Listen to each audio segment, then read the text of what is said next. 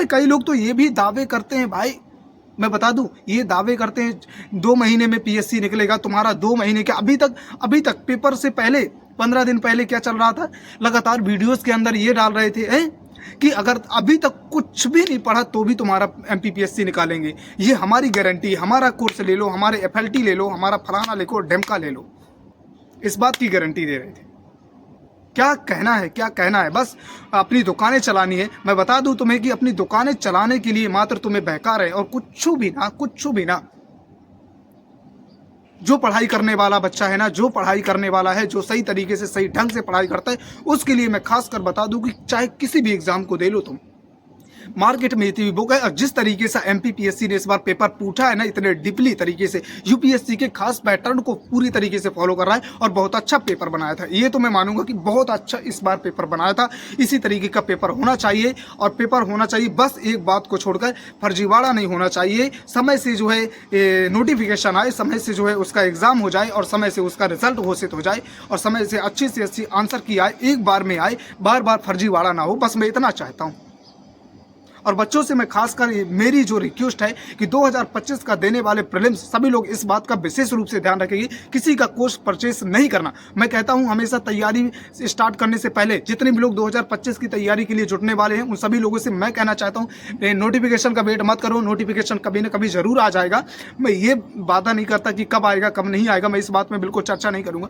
बस मैं इतना कहना चाहता हूँ, तुम तैयारी स्टार्ट कर दो। अभी तुम केवल 2 बुक पढ़ो, 2 या 3 बुक, केवल और केवल 2 बुक पढ़ो, 2 बुक। मैं गारंटी लेता हूं तुम्हारा, अगर इस तरीके से तुमने पढ़ाई की और इन बुकों को पढ़कर गए ना, तो 99% चांसेस है तुम्हारे जो है प्री एक ही बार में 2025 क्वालिफाई हो जाएगा। बस जैसा मैं बता रहा हूं उस तरीके से काम करना शुरू करो। मैंने 2022 का खुद प्री दिया हुआ है और मैंने क्वालिफाई भी किया हुआ है, देख लो जैसे देखना हो है। सभी लोग जानते होंगे, हालांकि मेंस क्वालिफाई नहीं हुआ, और मेंस मेरा जरूर क्वालिफाई नहीं हुआ क्योंकि मैंने आज तक कहीं कोचिंग नहीं की। और ये मेंस के लिए जरूर कर सकते हो कोचिंग, क्योंकि तुम्हें जो है बहुत सारा जो है डेटा जो है किस तरीके से प्रश्न पूछे जाते हैं वो ज़्यादातर खासतर पता नहीं चल पाता, तो उसके लिए मैं ज़रूर प्रेफर करूंगा। अगर लेकिन उसके लिए भी ऐसा नहीं है कि नहीं बस तुम्हें चाहिए ही, अगर मेहनत कर सकते हो, अपने से नोट्स बना सकते हो, तो तुम्हें किसी भी इंस्टीट्यूशन में जाने की जरूरत नहीं है बवाल पालने की। और जिनके माता पिता गरीब है ना, उन लोगों से मैं जरूर रिक्वेस्ट करूंगा, फालतू में अपना पैसा माता पिता का मत बहाओ। तुम्हें अगर अच्छे से तैयारी करना है, मन से लगन से तैयारी करना है, और अपना जो है पद एक चाहिए और गवर्नमेंट में जॉब करना है, तो जरूर यहाँ वहाँ की बहकावे की बातें मत आओ। किसी के जो है मोटिवेशन की जरूरत किसी की नहीं पड़ती। मैं एक बात और बता दूं, किसी को किसी की मोटिवेशन की जरूरत कभी पड़ती ही नहीं। जिसके अंदर तकलीफें होंगी, जो है अपने जो है बचपन से तकलीफें झेला होगा, जिसने देखा होगा कि मेरे माता पिता किस तरीके से दूसरी की मजदूरी करके एक दिन का 300 रुपये 200 रुपये किसी की तसले ढोकर लाते हैं दिन भर का, है वो देखता होगा किस तरीके से जो है पैरों की जो है बीमारी फूट गई है, इस तरीके से हैं पैरों जो फटे हुए हैं, कांटे के लिए खुद के माता पिता के पास पहनने के लिए चप्पल जूते नहीं है, तुम्हारे लिए सब कुछ दे रहे हैं, और तुम यहाँ आकर इंदौर भोपाल में आकर मस्ती मचा रहे हो, तो ये तुम्हारी गलती है।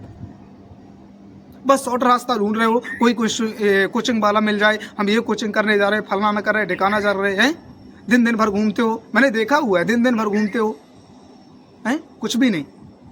बस पढ़ाई के नाम पर मैं कहना चाहूँगा, अपने माता पिता को मत परेशान कर।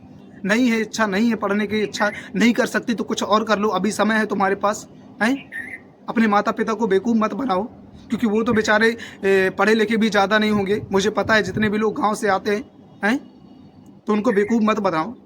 अगर तैयारी करना है तो मैं बता दूं, 2025 जितने भी लोग तैयारी करना चाहते हैं उन लोगों के लिए मैं खास कर एक चीज़ कह दूं, अगर तुम्हें प्री निकालना है ना, किसी की इंस्टीट्यूशन, किसी की बुक और किसी का एप्लीकेशन कुछ भी परचेस करने की ज़रूरत नहीं। केवल और केवल तुम 2 काम कर लो। अभी जब तक नोटिफिकेशन नहीं आता तब तक तुम ना अपने 1 महीने शुरुआत के क्या करना है, शुरुआत में आप ना 10 साल के, कम से कम मिनिमम 10 साल के प्रीवियस ईयर क्वेश्चन पेपर निकालिए एमपीपीएससी के, चाहे वो एमपीपीएससी मध्य प्रदेश लोक सेवा आयोग की राज्य सेवा परीक्षा के हों, चाहे वो फॉरेस्ट सर्विस के पेपर हों, चाहे वो असिस्टेंट प्रोफेसर के पेपर हों। इन तीनों के कम से कम आप लोग 10 साल के प्रीवियस ईयर क्वेश्चन पेपर निकालिए। बस केवल और केवल 10 साल के, मेरी बात मानो, 10 साल के प्रीवियस ईयर क्वेश्चन पेपर निकालिए, वो भी प्रीलिम्स के केवल, ठीक है ना। उनको निकालना है, फिर करना क्या है, उनको कम से कम 1 महीने तक, 1 से 1.5 महीने, जब तक तुम्हारा उन सारे के सारे एक डेली एक क्वेश्चन पेपर लो, जो भी पेपर है, और 1 साल का एक बार में लो, और उसे कम से कम 2 से 3 दिन बार बार उसे कम से कम 2-3 बार पढ़ो। फिर उसे क्या करो, एक कॉपी लो और उसी कॉपी में उसके प्रश्न को उतारते जाओ। केवल और केवल आपको प्रश्न उतारना है, अगर आंसर है उसमें पता है तो उसको भी, ठीक है ना, और बस प्रश्न को उतारते जाना है। कम से कम 2-3 बार ऐसा करोगे ना, तुम कम से कम 15 दिन 1 महीने पहले सभी के सभी पेपर को ऐसा कर छोड़ दो। फिर क्या करना है, दोबारा से एक बार और पढ़ना है। 2 महीने केवल यही प्रैक्टिस करनी है, केवल और केवल यही। मैं गारंटी लेता हूं कि तुम्हारे प्रीवियस ईयर क्वेश्चन पेपर से ही कम से कम एवरेजन 10 प्रश्न पूछे जाएंगे और आपको 10 प्रश्न मिल ही जाएंगे, अगर आपने 10 साल के कम से कम पेपर देख लिए तो। चाहे आप किसी भी साल के पेपर को दे लो, चाहे 2024 में देख लो, चाहे 2025 में देख लो, 2023 में देख लो। जब मैंने 2022 का प्री दिया था तो पूछ लो चाहे जिससे, और प्रीवियस ईयर क्वेश्चन पेपर दे, 2022 से सीधे 3 प्रश्न पूछे गए थे। और मुझे आज भी याद है, एक संसद वाला 108 जो है आर्टिकल करके, एक 222 आर्टिकल करके, अनुच्छेद करके, और एक और कोई संविधान से रिलेटेड था, है। तो ऐसे 3 प्रश्न लगातार पूछे गए थे और वही प्रश्न। तो ये कर लो, यहाँ से कम तुम्हें 8 से 10 प्रश्न ऐसे मिल जाएंगे जो बनते हैं, ठीक है ना। इसके बाद क्या करना है, इसके बाद तुमको ना एमपी की एक ऐसी बुक पढ़ना है, एक ऐसी बुक पढ़ना है जो सारी चीज़ों को जो कवर करती हूँ। मैं किसी का नाम नहीं लेता, जो तुम्हारे अनुसार पूरे सिलेबस को कवर करती हूँ। डाउटफुल है तो एक और बुक रखी, उसे पूरी तरीके से कंप्लीट कर डालो, पूरी तरीके से एक शब्द याद कर लो। पेज याद करने की ज़रूरत नहीं, शब्द याद करो, पूरी एक शब्द, एक लाइन इस तरीके से दिमाग में भर जाए ना कि जब भी उसके बारे में कोई बात करे तो तुम पूरा का पूरा सुना डाल, रिकॉर्ड कर लो।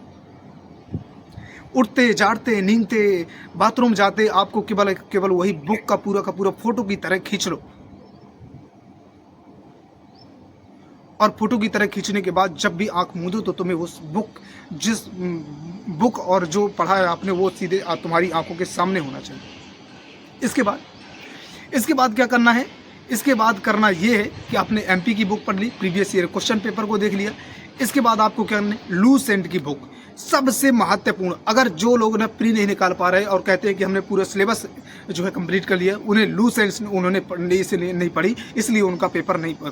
सबसे ज़्यादा मैं प्रेफर करता हूँ, जितने भी लोगों ने आज तक पढ़ा है वो सारे लोगों ने जो है लूसेंट को जिसने भी अच्छे तरीके से पढ़ा है, चाहे हम संतोष पटेल डीएसपी साहब की बात कर लें, चाहे हम जितने भी आप लोग जो भी लोग क्वालिफाई किया, और सभी से पूछ लो लूसेंट पढ़ा है कि नहीं। ज़्यादातर लोगों ने मैक्सिमम लोगों ने जो है लूसेंट को पूरी तरीके से पढ़ा है, और जो लोगों ने लूसेंट को पूरी तरीके से पढ़ लिया है, क्योंकि वो एक रामायण की तरह है और इतना उससे विस्तार से उसने छोटे जो ऑब्जेक्टिव बनते हैं वो तो मिलेंगे ही, चाहे वो किसी सब्जेक्ट के हो, चाहे हम व्याकरण की बात कर लें, चाहे हम जो है जल संधियों की बात कर लें, चाहे जहाँ की बात कर लें, वहाँ पर सब कुछ दिया। तो लूसेंट 3 बुक मैंने बताया ना, 2 बुक एमपी की कोई भी अच्छी बुक एक, और उसे पूरी तरीके से पढ़ डालो। इसके बाद लूसेंट की कोई भी एक बुक और उसे अच्छे पूरी तरीके से पढ़ लो। इसके बाद एक और यूनिट 10 के लिए जो अभी जो है सिलेबस आया हुआ है, आप लोग देखा होगा, यूनिट 10 के लिए जहाँ पर मध्य प्रदेश की जनजातियों के बारे में दिया हो, उनकी संस्कृतियों के बारे में दिया, उसके लिए एक और बुक आई हुई है मार्केट में अभी, उस बुक को पूरी तरीके से पढ़ डालो, पूरी तरीके से, किसी का सिलेबस लेने की ज़रूरत नहीं। इसके बाद यूनिट 9 जहाँ पर जो है ICT, internet communication and technology के बारे में, चाहे वहाँ हम रोबोटिक्स की बात कर लें, चाहे हम सोशल मीडिया के बारे में बात कर लें। दिन भर देखते हो ना यूट्यूब, पता भी ना होगा कि कौन है यूट्यूब का जो है यूट्यूब की खोज की थी, जावेद करके नाम, बताओ मुझे कमेंट में। फेसबुक का बता दो, टीवी के नहीं पता, फोन का पता नहीं हुआ, फोन का, मोबाइल का, एम से ही नाम आता है, बता दो मुझे कमेंट करके। सोशल मीडिया वाला जो है टॉपिक है,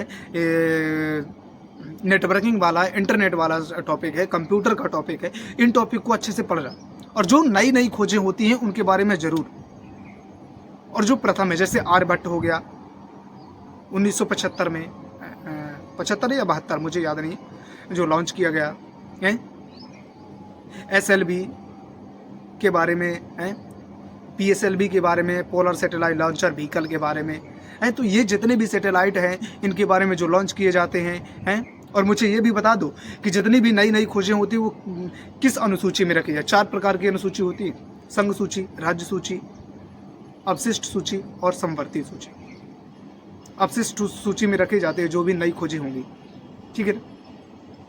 तो यहाँ पर इन 3 चीज़ों को, पहली बात मैंने बताया प्रीवियस ईयर क्वेश्चन पेपर, दूसरी मैंने बात बताई कि लूसेंट, तीसरी मैंने बताई एक MP की खास बुक, और चौथा मैंने बताया कि जो है यूनिट 10 के लिए जनजातियों के लिए एक खास बुक, और इसके लिए ICT के लिए। फिर और कोई भी पढ़ो, कुछ भी पढ़ो, तुम कुछ भी पढ़ो, एक इतिहास पढ़ो, भूगोल पढ़ो, कुछ भी पढ़ो, फिर सिलेबस के अनुसार पढ़ो।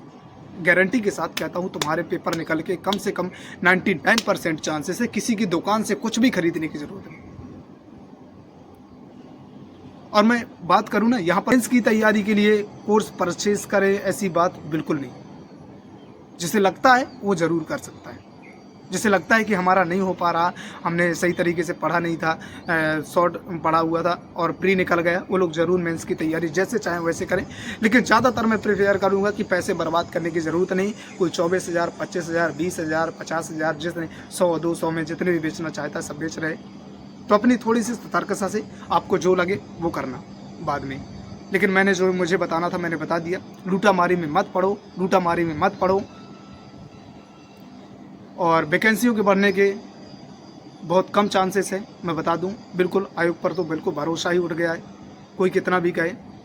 जब नया अब मुझे ये बताओ, जो लोग बोल रहे हैं कि जो है वैकेंसियाँ खाली हैं, अब तुम मुझे बताओ 2025 का नोटिफिकेशन आने वाला है, तो जो नई वैकेंसियाँ बढ़नी होगी, जो पद खाली होगी 2025 के नोटिफिकेशन में ना ऐड करेंगे कि तुम्हारे इसी में ऐड कर देंगे। 2025 के लिए कहाँ से भर्तियाँ लाएंगे, कौन से पद लाएंगे?